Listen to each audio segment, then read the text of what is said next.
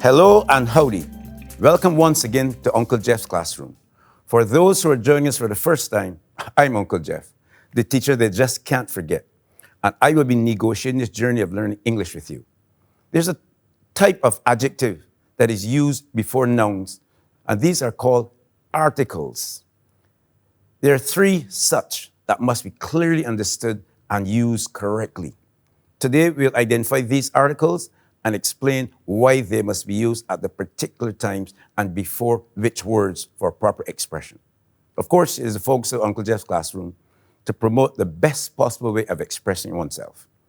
Correct use of these articles will always help to strengthen that. This lesson can be used as an avenue to take your level of writing and speaking and your proper expression to a higher plane. Let's begin with our usual short forward quiz that we'll get back to at the end of our lesson. Get your pencil and paper and let's get started. In each of the following sentences, there may be a misused article. Rewrite the sentences using the correct article. If there's no error, rewrite the sentence as it is used. Here we go.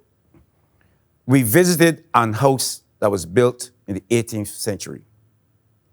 Although he was not the next in line, he was an heir to the throne.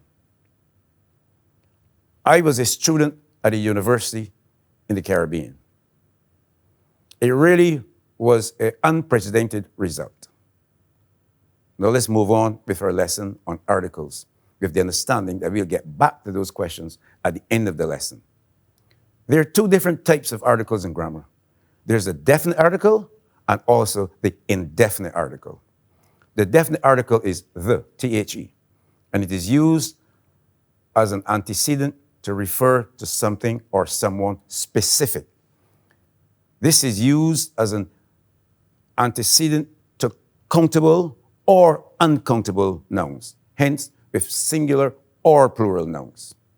The indefinite articles are a and an, a alone and an. As the words imply, these are used when we are unsure of the specific entity to which we are referring.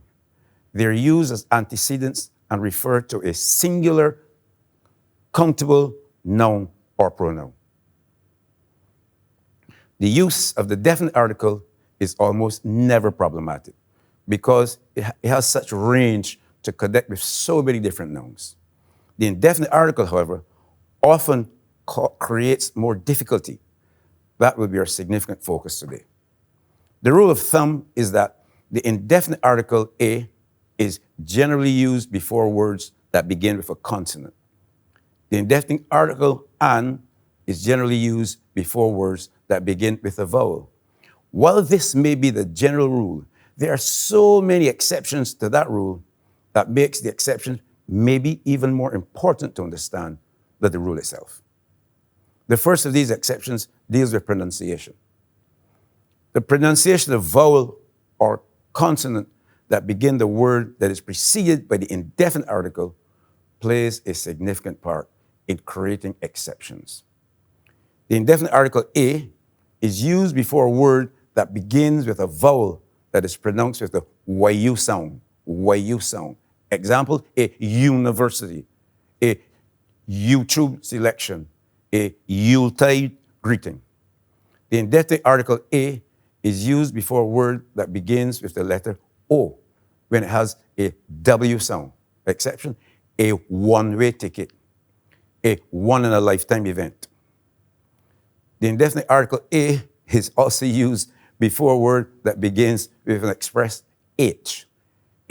Note that, an express H, a horse, a home, a habit. The indefinite article an is used before a word that begins with a silent H, an hour, an honest word, an honorary degree. The indefinite article an is used before the abbreviation that begins with a consonant that carries a vowel sound. An NBA player, an MA degree. It must be noted that there are some countable nouns that can carry both the indefinite and the definite article. The one to be used is determined by whether the reference is specific or general. I visit a swimming pool every week. That's indefinite.